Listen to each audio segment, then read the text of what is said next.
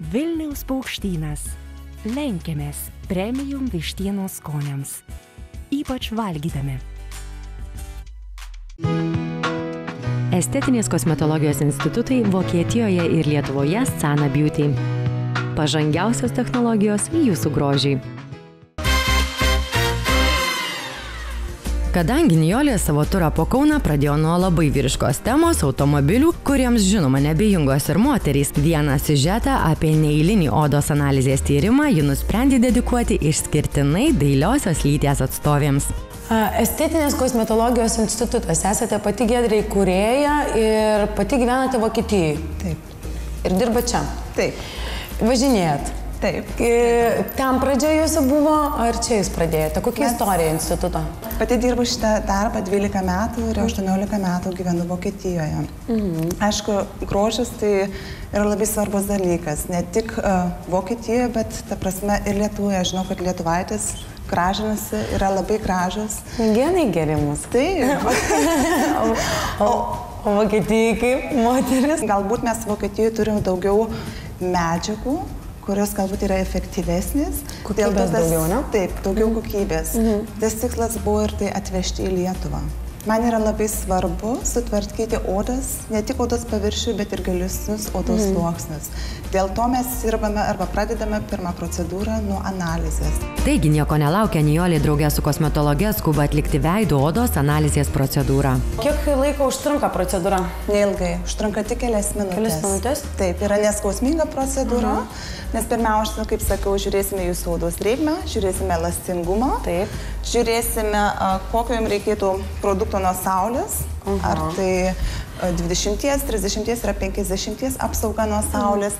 Pažiūrėsime porų dydį ir galėsime, pažiūrėsime raukšleles ir pažiūrėsime su šia kamera, nes jinai nušviečia gilesnius odos sluoksnius ir mes matome, ar yra pažeidimai nuo saulės. Tai reiškia, kurie jau yra, sakykime, nuo pat vaikystės.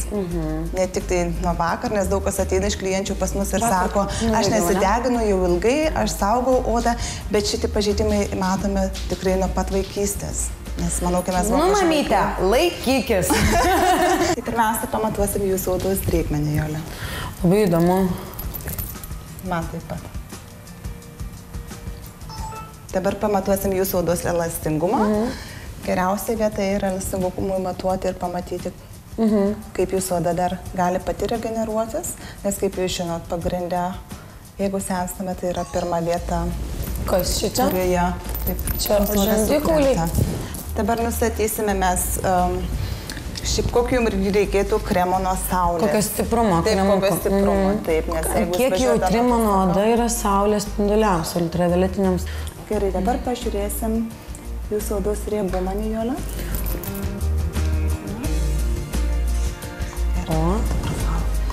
Jo, yra normaliai. Ta prasme, ką reiškia normaliai? Tai yra pakankamai, jūsų oda gamina dar pakankamai lipidų. Aš dar jauna. Taip. Pažiūrėsime jūsų porų dydį. Prašau, jūs galite žiūrėti dabar į kamerą. Matot? Nu, matau. Reikėtų šiaip tai odą nuvalyti, kas būtų jūsų odai svarbu, ką aš dabar jau matau, tokia kaip dermaprazija. Šitą kamerą nušviečia giliausias odos sluoksnis ir mes matysime, ta prasme, kas yra. Čia tie patys pažeidimai, kaip ir galėjo būti, kurie galėjo būti ir vaikystėje, ir dabar patirti. Tai mes žinosim, kiek procentų yra pažeidimų ir žiūrim, kur labiausiai deganatės, Nijolė. Kakta. Nosis dega, kakta.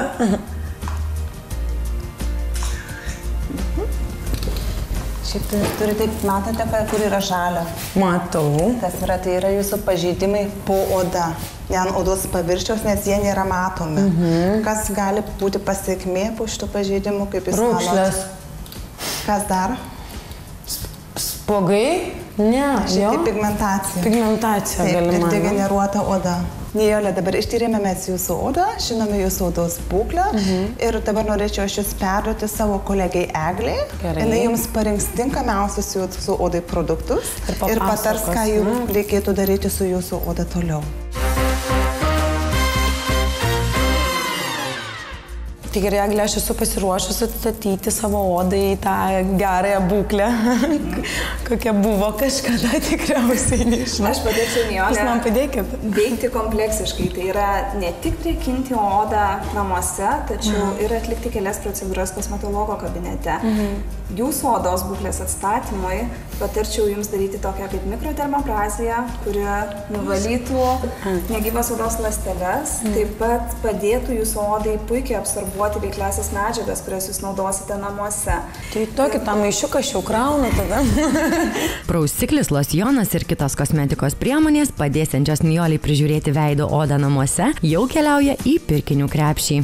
Svarbiausias dalykas tai yra drėkinimas ir regeneracija. Patarčiau jums naudoti produktus su daugiasluoksnėmis liposomomis, praturtintomis veikliosiomis medžiagomis ir taip atstatyti odos būklę.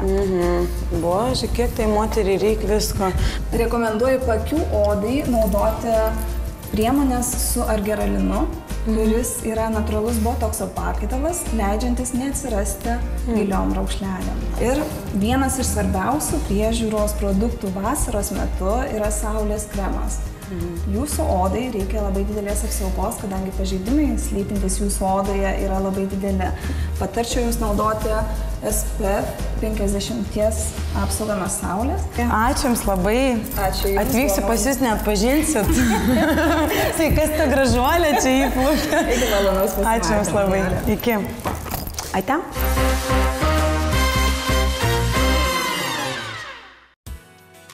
Vilniaus Paukštynas. Lenkiamės premium vištienos skoniams, ypač valgydami. Estetinės kosmetologijos institutai Vokietijoje ir Lietuvoje Sana Beauty. Pažangiausios technologijos jūsų grožiai.